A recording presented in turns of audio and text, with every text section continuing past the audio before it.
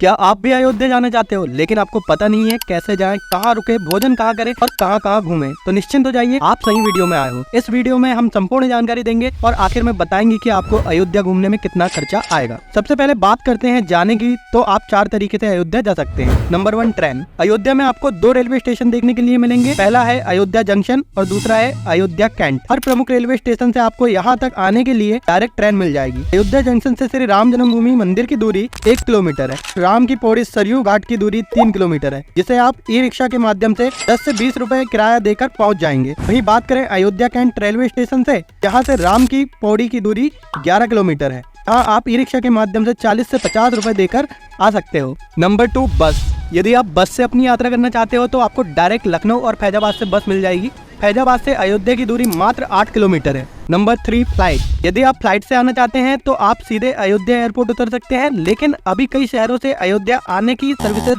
बंद हैं, तो आप लखनऊ एयरपोर्ट तक आ सकते हैं। यहाँ से अयोध्या की दूरी 150 किलोमीटर है। लखनऊ एयरपोर्ट से आप बस या ट्रेन के माध्यम से अयोध्या पहुँच सकते हैं। Number 4, car. यदि आपके पास पर्सनल कार है तो आप कार से भी अयोध्या आ सकते हैं।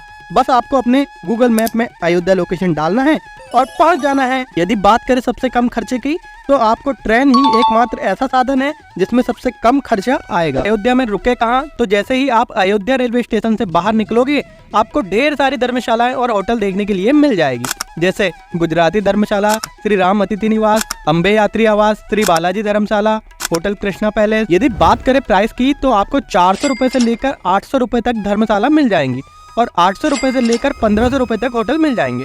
और यहाँ रुकना आपके लिए सबसे बेस्ट होगा, क्योंकि आप जितने भी अन्य प्रमुख मंदिर घूमना चाहते हो, आपके होटल से उस मंदिर की दूरी 1 से 2 किलोमीटर होगी, जिसे आप पैदल चलकर भी घूम सकते हो या ई रिक्शा के माध्यम से 10 से 50 रुपए में जा सकते हो। अब बात करते हैं भोजन की, तो अयोध्या में ऐसे कई ढाबे, होटल और रेस्टो हैं, जैसे कनक कुंज। यहाँ आपको 100 रुपए से लेकर 150 रुपए में थाली मिल जाएगी। यदि आप फ्री में भोजन करना चाहते हो तो राम मंदिर के पास अमावा राम मंदिर है, जहाँ राम रसोई बनी हुई है। यहाँ पर आपको फ्री में भोजन दिया जाता है। अयोध्या में कहाँ कहाँ घूमें, उससे पहले मैं अयोध्या के बारे में आपको कुछ बताना चाहता हूँ। अयोध्या नगरी राम जी की जन्मभूमि है। अयोध्या भारत के उत्तर प्रदेश राज्य में सरयू नदी के तट पर स्थित है। यहाँ का क्षेत्रफल 2522 वर्ग किलोमीटर है। चलिए अब बात करते हैं कि सबसे पहले कहाँ जाए। तो सबसे पहले आपको जाना है हनुमानगढ़ी। मान्यता है कि यहाँ हनुमान जी सदैव वास करते हैं।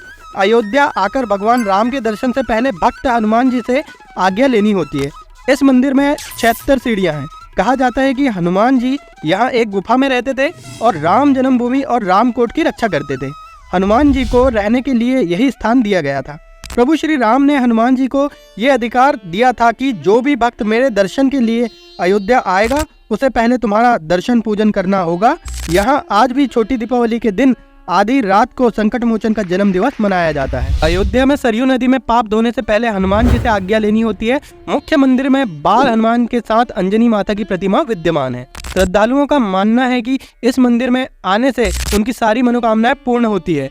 यह मंदिर सुबह 5 बजे खुलता है और 6 बजे आरती होती है। दोपहर 1 बजे बंद हो जाता है और दोपहर 2 बजे श्रद्धालुओं के लिए पट खुल जाते हैं और रात 11 बजे तक पट खुले रहते हैं। हनुमानगढ़ी के बाद अब आप जा सकते हो दशरथ महल। दशरथ महल हनुमानगढ़ी से 100 मीटर की दूरी पर स्थित है। यह माना जाता है कि इस भवन को ठीक उसी जगह बनाया गया है जहां राजा दशरथ का असली निवास हुआ करता था। इस भवन के मंदिर में श्री राम, लक्ष्मण और सीता जी की मूर्तियां लगी हुई हैं। इस मंदिर का प्रवेश द्वार बेहद बड़ा और रंगीन है। इस परिसर में काफी संख्या में जमा होकर श्रद्धालु भजन कीर्तन करते रहते हैं। राम जी का जन्म भी यहीं हुआ था। मान्यताओं के अनुसार राजा दशरथ ने त्रेता युग में इस महल की स्थापना की थी। इस पौराणिक महल का कालांतर में कई बार जीर्णोद्धार हुआ है। यह स्थल अब एक पवित्र मंदिर के रूप में तब्दील हो चुका है। यह सुबह 7 से लेकर दोपहर 1:30 बजे तक और शाम 3 से लेकर रात के 11 बजे तक खुला रहता है। दशरथ महल से आप जा सकते हो कनक भवन। दशरथ महल से 200 मीटर की दूरी पर कनक भवन स्थित है। यह मंदिर सीता और राम जी के सोने के मुकुट पहने प्रतिमाओं के लिए लोकप्रिय है। इसी कारण इस मंदिर को सोने का घर भी कहा जाता है। यह मंदिर टीकमगढ़ की रानी ने 1891 में पुनर्निर्माण करवाया था। इस मंदिर के श्री सीताराम जी भारत के सुंदरतम स्वरूप कहे जाते हैं। कहा जाता है कि कनक भवन रानी कैकेयी ने माता सीता को मुंह दिखाई में दिया था। यहाँ भगवान राम, माता सीता और लक्ष्मण विराजमान है। यह देवी सीता और भगवान राम का निजी महल है। यह मंदिर सुबह 8 बजे श्रद्धालुओं के लिए खुला रहता है और 11 बजे बंद हो जाता है। इसके बाद शाम 4 बजे खुलता है और रात 10 बजे पट बंद हो जाते हैं। कनक भवन से आप जा सकते हो राम मंदिर। हनुमानगढ़ी से 600 मीटर की दूरी पर राम मंदिर स्थित है, जिसे आप राम जन्मभूमि के नाम से भी जानते हो। अयोध्या का सर्व प्रमुख स्थान श्री राम जन्मभूमि है। बाल रूप में दर्शन यहाँ देखने के लिए मिलते हैं। रामनवमी का पर्व यहाँ बड़े जोर शोर से धूमधाम से मनाया जाता है और जिसके लिए हम कई सालों से इंतजार कर रहे थे वह मंदिर यही है। तो इस बात में वीडियो को लाइक करना तो बनता है। यह मंदिर सुबह 7 बजे से खुलता है और 11:30 बजे बंद होता है। दिन में 12 बजे भगवान राम की आरती होती है, फिर 2 बजे खुलता है और शाम 7 बजे बंद होता है। 7:30 बजे रामलला की शाम की आरती होती है, जिसमें श्रद्धालु बढ़ चढ़कर शामिल होते हैं। राम मंदिर जन्मभूमि से आप जा सकते हो सीता की रसोई। हनुमानगढ़ी से लगभग 1 किलोमीटर की दूरी पर स्थित है सीता की रसोई। लोगों का मानना है कि यहाँ माता सीता भोजन बनाया करती थी, लेकिन बता दें कि यह कोई रसोई नहीं बल्कि एक मंदिर है। यह मंदिर राम जन्मभूमि के उत्तर पश्चिमी हिस्से में बना हुआ है। मंदिर में आपको भगवान राम, माता सीता सहित लक्ष्मण, भरत और शत्रुघ्न और उनकी पत्नियों की तस्वीर भी देखने के लिए मिलेगी। लेकिन इस मंदिर में आपको रसोई के बर्तन भी देखने के लिए मिलेंगे। इसी वजह से लोग इस मंदिर को माता की रसोई मानते हैं। इसमें चकला और बेलन के अलावा रसोई में प्रयोग में आने वाले कई तरह के बर्तन रखे गए हैं। अब आप सीता की रसोई से जा सकते हो मणि पर्वत। हनुमानगढ़ी से 2 किलोमीटर की दूरी पर मणि पर्वत स्थित है। रामायण में इस बात का उल्लेख किया गया है कि जब भगवान राम के छोटे भाई लक्ष्मण को मेघनाद ने युद्ध के दौरान घायल कर दिया था तो संजीवनी बूटी लेने के लिए हनुमान जी को भेजा गया था। लौटते वक्त वे अयोध्या के आकाश मार्ग से गुजर रहे थे, तब भरत जी ने शत्रु समझकर हनुमान जी पर वार किया था, जिसके चलते हनुमान जी यहाँ गिर पड़े थे। बाद में जब भरत जी को पता चला तो वे बहुत पछताए और हनुमान जी से क्षमा मांगी। फिर हनुमान जी पुनः उस पहाड़ को उठाकर जाने लगे, तब पहाड़ का छोटा सा हिस्सा यहाँ गिर गया था।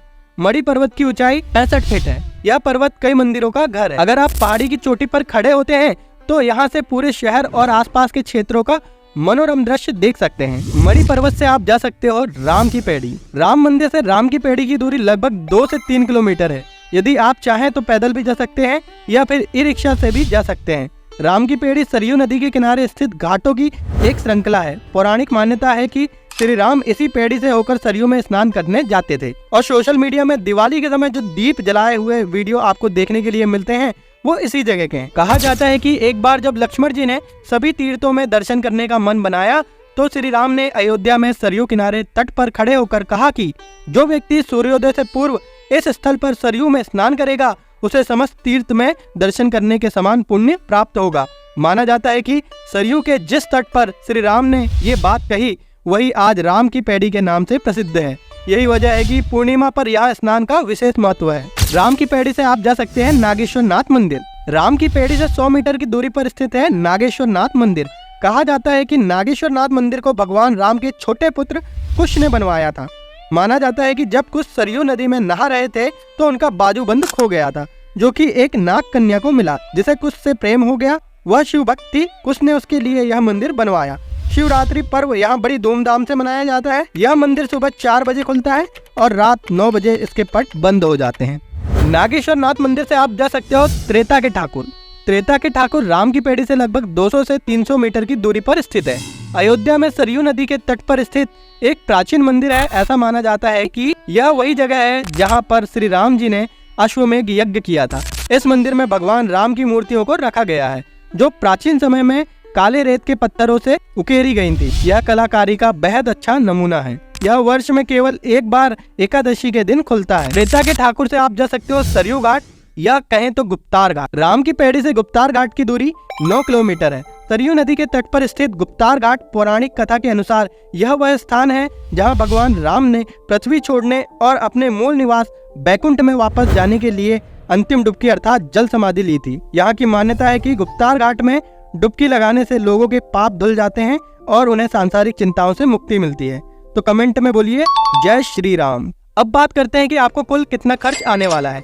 यदि आप थोड़ा थोड़ा समय निकालते हो तो आप एक दिन में ये सारी जगहें घूम सकते हो और आपका कुल खर्च लगभग 1500 से 2000 रुपए तक आएगा। इसमें आपका रहना, खाना, घूमना इंक्लूड है। यदि आपका एक दिन में नहीं होता है तो आप 2 दिन का टूर कर सकते हैं, जिसमें आप एक्स्ट्रा जगह भी घूम सकते हैं, जैसे दशरथ समाधि स्थल, सूरज कुंड, तुलसी उद्यान आदि, जिसमें आपको 2 दिन का खर्चा 2500 से लेकर 3000 रुपए तक आएगा। इसमें आपके आने जाने का खर्चा इंक्लूड नहीं है, क्योंकि वो आपके ऊपर डिपेंड करता है कि आप किस साधन से आना चाहते हो। यदि आप ट्रेन से आना चाहते हो तो आपको कम से कम खर्च आएगा। कुल खर्च लगभग 5,000 से 6,000 रुपए तक आएगा। हो सकता है आपके कुछ पैसे बच भी जाएं। तो ये था यार आज का वीडियो। यदि आपको वीडियो पसंद आया है तो चैनल को सब्सक्राइब करें, लाइक करना बिल्कुल न भूलिएगा और कमेंट में जय श्री राम लिखना तो बिल्कुल भी न भूलिएगा। मिलते हैं एक और ऐसी नई वीडियो में, तब तक के लिए जय हिंद, जय भारत, जय श्री राम।